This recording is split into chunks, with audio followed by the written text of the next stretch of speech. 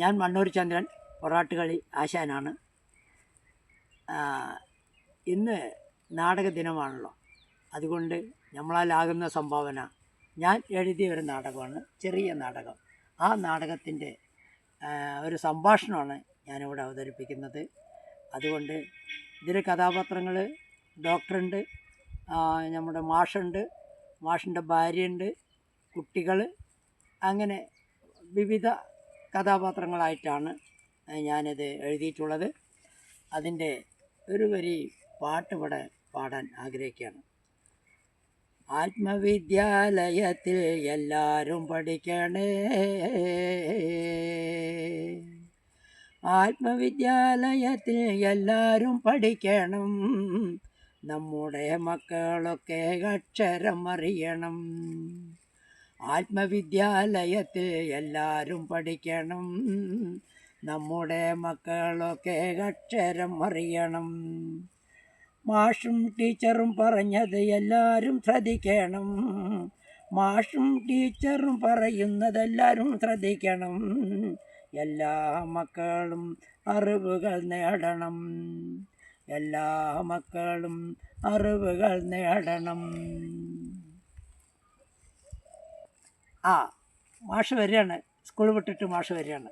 അപ്പോൾ വഴിയിൽ കുട്ടികളുടെ വീട്ടുകാരൊക്കെ അച്ഛനും അമ്മയൊക്കെ തടുത്തു, മാഷേ എൻ്റെ കുട്ടി എങ്ങനെ പഠിക്കുന്നു, എന്താണ് ക്ലാസ് നന്നായിട്ടുണ്ടോ, എന്താണ്?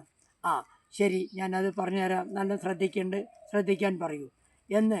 അങ്ങനെ ദിവസങ്ങൾ മാഷ് വീട്ടിലേക്ക് തിരിച്ചു വരുമ്പോൾ ഒരുപാട് വൈകിട്ടാണ് വരുന്നത്. അങ്ങനെ വൈകിയ ഇവിടെ വീട്ടിൽ വന്ന എഴുത്തും വർത്തമാനവും അയാൾ സ്വന്തമായിട്ട് റൂമിൽ കയറി ഒരു ഗ്ലാസ് വെള്ളം പോലും കുടിക്കില്ല.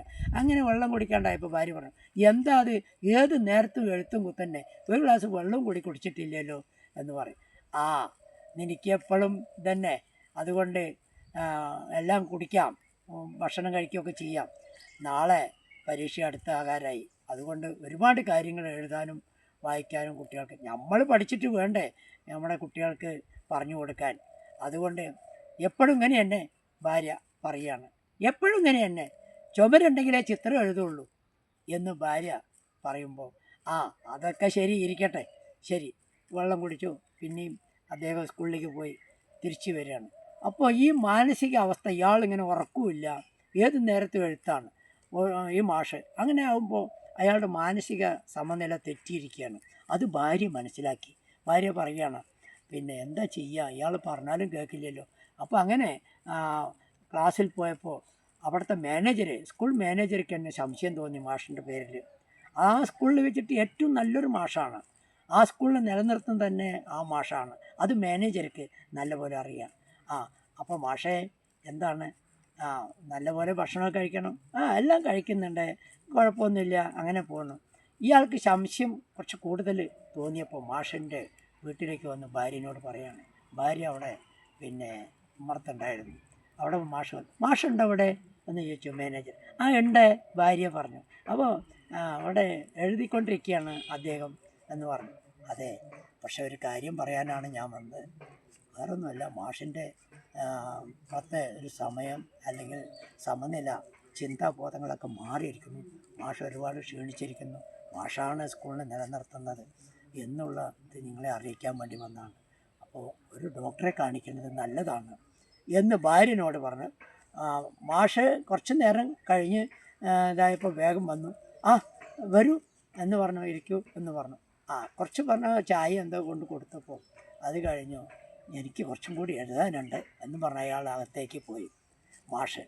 അപ്പോൾ ഇയാൾ പറഞ്ഞു ഭാര്യനോട്, ശ്രദ്ധിക്കണം, അപകട നിലയിലേക്ക് വരികയാണ്, ശരി നാളെ തന്നെ ഒരു ഡോക്ടറെ കാണിക്കാം എന്ന് പറഞ്ഞു. അങ്ങനെ മാനേജർ വീട്ടിൽ നിന്ന് ഇറങ്ങിപ്പോയപ്പോൾ മാഷ് വേഗം പെട്ടെന്ന് പറഞ്ഞു, അയ്യോ അദ്ദേഹം പോയോ, നിങ്ങൾക്കെന്നും ആര് വരുന്നു എന്താണെന്നൊന്നും ശ്രദ്ധയൊന്നുമില്ലല്ലോ, എന്നും എഴുത്തും കുത്തലുള്ളൂ ഭാര്യ പറഞ്ഞ് ഇതാക്കി. ശരി, അപ്പോൾ പറഞ്ഞു, ആ സ്കൂളും അന്യ മക്കളും ഉള്ളത് കൊണ്ടാണ് അവർ നമ്മൾക്ക് ശമ്പളം കിട്ടുന്നത്.